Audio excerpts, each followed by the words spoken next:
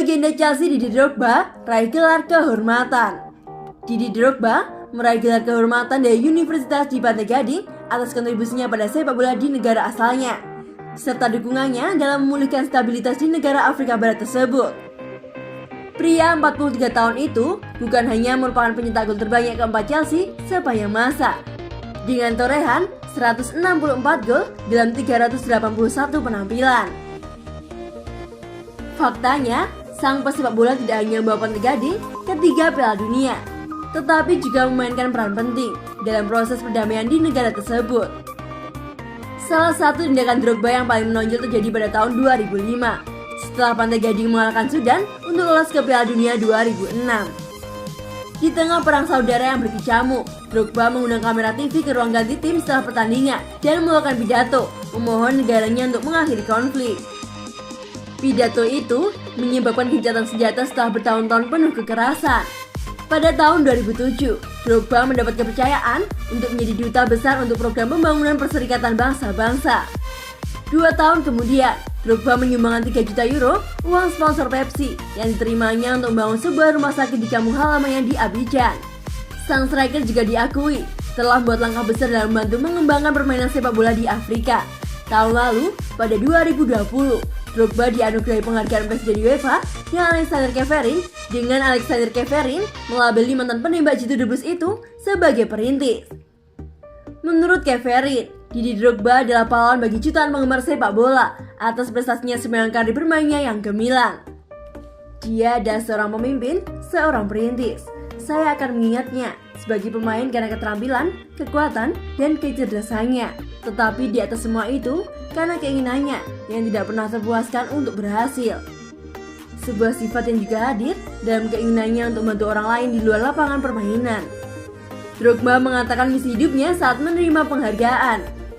Ada begitu banyak anak di negara berkembang yang memiliki potensi tidak hanya untuk menjadi pesepak bola, tetapi juga dokter, guru, dan insinyur. Inilah mengapa sangat penting untuk membantu dan mendukung anak-anak kita untuk mewujudkan impian dan aspirasi mereka.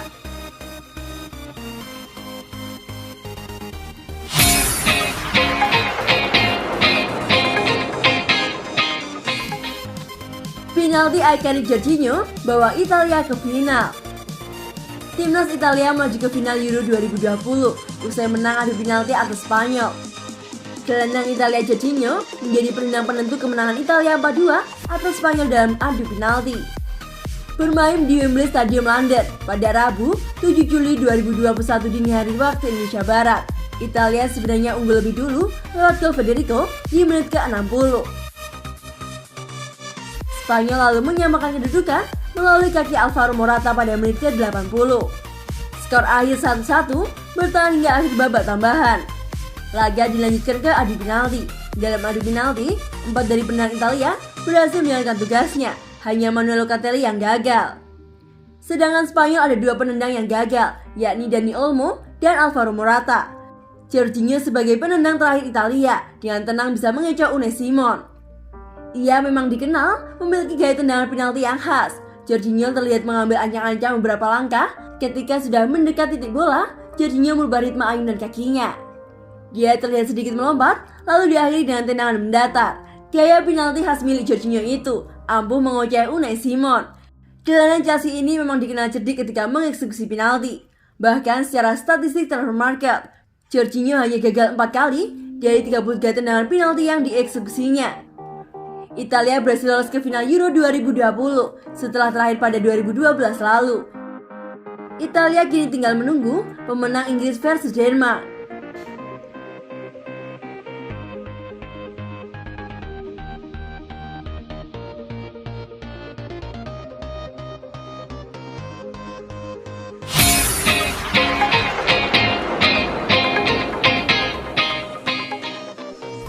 Mulai gerak, Barcelona tawarkan Griezmann ke Chelsea. Kepergian Anthony Griezmann dari Barcelona sepertinya tidak bisa dihindari lagi. Barca harus menjual Griezmann demi menambal masalah finansial klub. Blaugrana sudah cukup sibuk melepas beberapa pemain sekitar 2 pekan terakhir. Tapi penjualan pemain-pemain itu masih belum cukup. Barca harus menjual pemain dengan harga yang tinggi. Di antara sekian pemain dalam skuad Barca sekarang, Griezmann adalah salah satu pemain yang seharusnya bisa dijual mahal. Masalahnya, tidak banyak klub yang sanggup membeli dan membayar gaji Griezmann. Barca mencoba menawarkannya ke Chelsea, tapi apakah mungkin? Di antara pemain-pemain top lain dalam skuad Barca sekarang, penjualan Griezmann dianggap paling masuk akal untuk menyelamatkan klub. Griezmann masih bisa dijual dengan harga yang tinggi, tidak seperti Dembele, Coutinho, atau Pjanic yang bermasalah dan tidak bisa dilepaskan dengan harga mahal. Bahkan penjualan Griezmann juga bermasalah.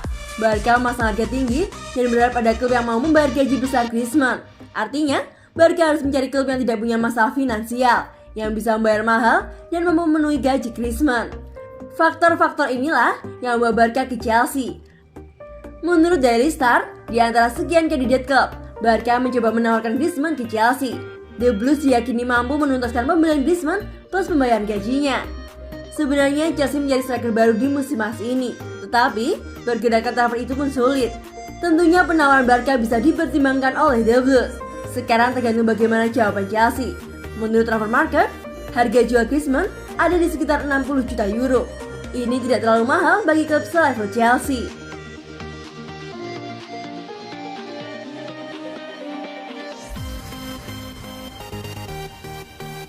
Liga Inggris siap jalani musim 2021-2022 dengan kehadiran supporter penuh di stadion.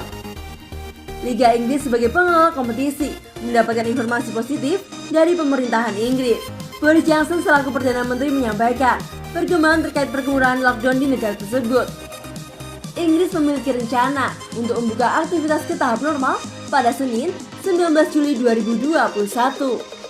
Keadaan ini membuka kesempatan bagi Liga Inggris dan divisi di bawahnya untuk mengatakan pertandingan dengan penonton. Beberapa laga pada akhir musim 2020-2021 diadakan dengan penonton, namun dalam kapasitas terbatas. Kini Liga Inggris dengan 20 klub peserta dapat mengadakan laga dengan kapasitas penuh. Pengurangan batasan kegiatan ini mendapat sambutan positif dari Liga Inggris. Walau demikian, pihak pengelola kompetisi tetap menegaskan bahwa laga akan diadakan dengan protokol kesehatan yang ketat untuk memastikan keamanan dari seluruh pihak terkait. Kehadiran supporter sudah dirindukan sejak lama dan kami menyambut positif pengumuman dari pemerintah. Kami sudah tidak sabar untuk menyaksikan pertandingan musim 2021-2022 dengan kehadiran penonton secara penuh di stadion. Kami akan terus bekerja sama dengan seluruh pihak terkait untuk menjamin keamanan semua yang memiliki kepentingan. Ucap pernyataan Liga Inggris.